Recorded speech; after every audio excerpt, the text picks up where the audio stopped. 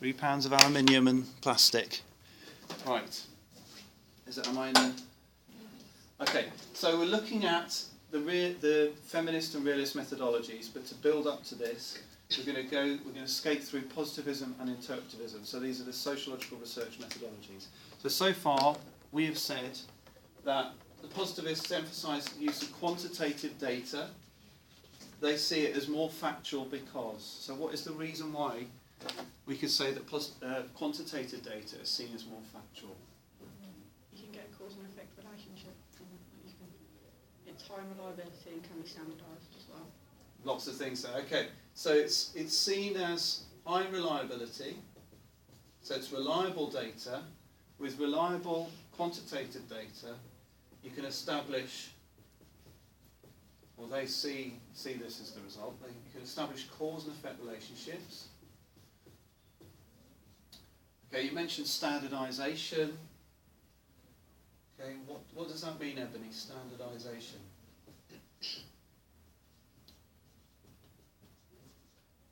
Not sure. Standardised research. Lavinia?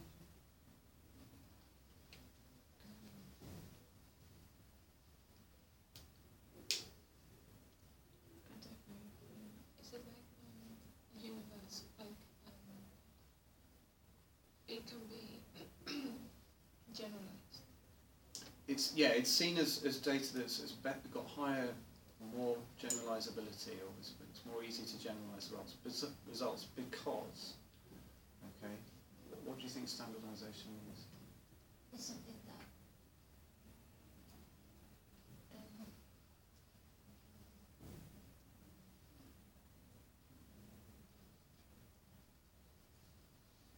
is not going to happen, like will happen in some. Standard, so we always expect the same thing to happen, don't we? Well, that's what research can be standardised. Standard, we always expect the same thing to happen. Not the data to be the same, but the same method.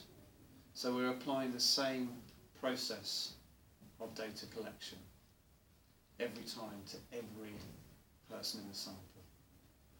And so what you're saying about universal makes sense. Because everyone in the sample, universally, we apply the same method to every person in the sample, or in the sample. So it's where we apply the same method to everyone who's studied, and so that means it's easier to compare the results and to make judgments about the patterns and trends in the results.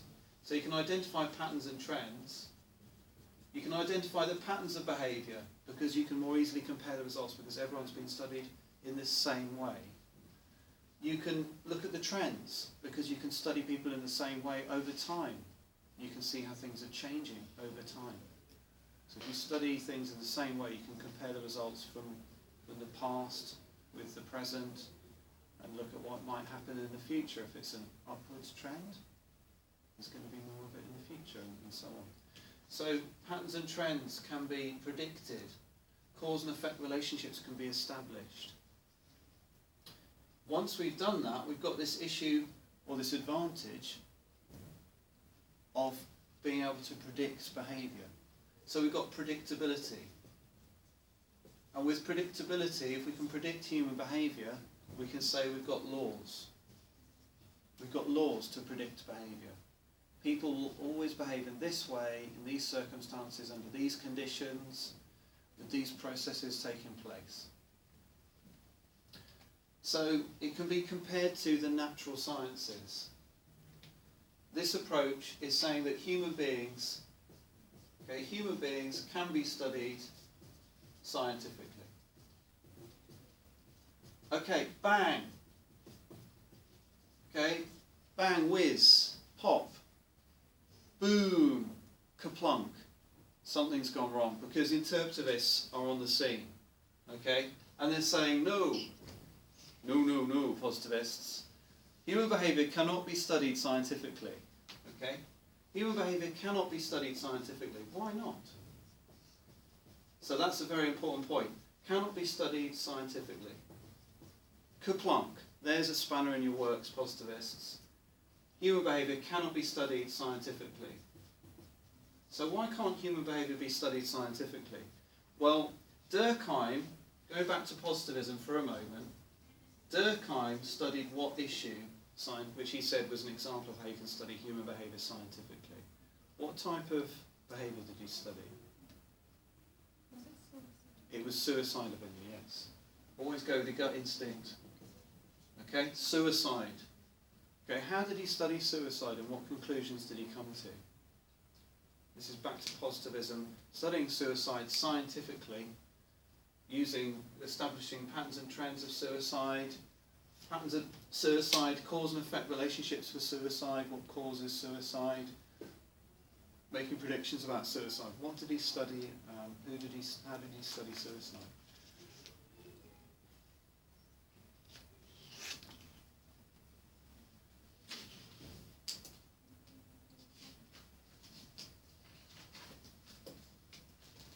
Did you find that people that aren't in good moods are more likely to commit suicide? And people without religion or something? Yeah, people are less strictly, have less strict religious norms or rules. Yes. So people who are single, people who have less strict religious rules. In this case, he compared Protestants versus Catholics. Protestants have less strict rules. Suicide does not lead to damnation and everlasting fires of hell burning your bottom. Sorry to use that example, but I say it respectfully, of course. Suicide, single, childlessness. All of these things, danger. Okay, you're single. You're childless. You're non-religious. You're more at risk of suicide. So Durkheim was saying that suicide can be seen in terms of social patterns. It's not random. There are patterns of suicide, number one. Secondly, suicide patterns can be related to social causes. So suicide is not only, there are patterns of suicide. Secondly, it's socially caused. So it's a social act, it's not an individual act. It's not just, oh, I feel really sad. It's, I'm sad because of what's happening to me with society. What have I done in terms of society? How am I, my relationship with God, with the world, with people. So number 3, his theory of suicide is social integration. His argument is suicide is somehow related to a level of, or relationship to society. So people commit suicide either because they're tightly bound into some kind of social norm which demands suicide, or because they're not integrated enough into society. So if you think of someone who commits suicide because they're tightly bound into a social norm which demands suicide for some reason, or might reward the idea of suicide, so there's a reward for it. There are some groups in history, and in fact right now there might be someone who's being told that if they commit suicide they will be rewarded. Perhaps not in this life, but in the next. Well, you've all heard of terrorism.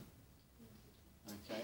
Terrorism is an example because suicide bombers, okay, extremist terrorists influenced by certain ideologies are influenced by this idea of heaven and hell and sin. And so suicide is an opportunity